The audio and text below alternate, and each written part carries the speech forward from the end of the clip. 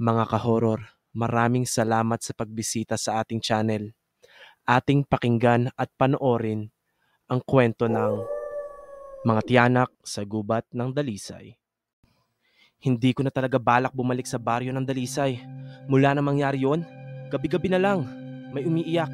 At hindi yun normal na iyak. Iyak na parang sanggol, pero sa tono pa lang, alam mong hindi dapat lapitan.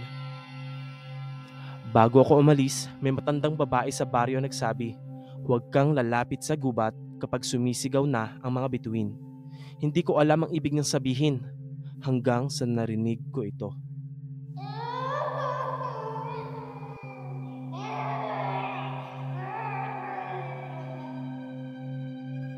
Napasok ako sa gubat. Ang liwanag ng buwan.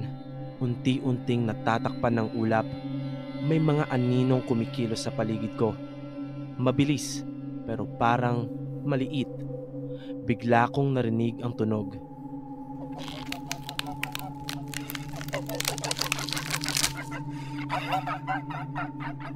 Parang kaluskos ng dahon, pero may kasamang tawa. Bata, maliit na boses, pero hindi masaya. Nakagapang na sila, palapit sa akin. 5, 6, mga tiyanak. Punit-punit ang balat. May mahabang kuko at mapupulang mga mata.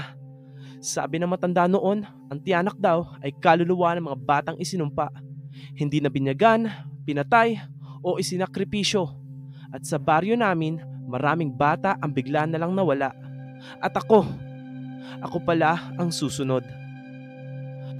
Kung maririnig mo ang mga iyak nila, huwag mong sundan. Dahil baka katabi mo na sila ngayon.